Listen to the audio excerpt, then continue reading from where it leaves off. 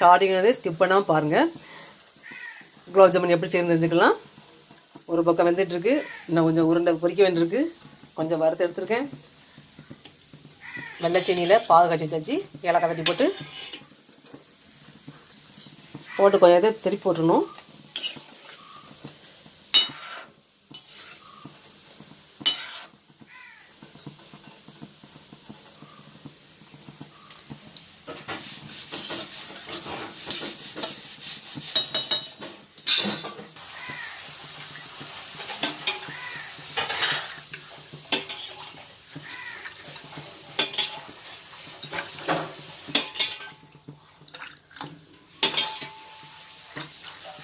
ஜீரகப்பாங்க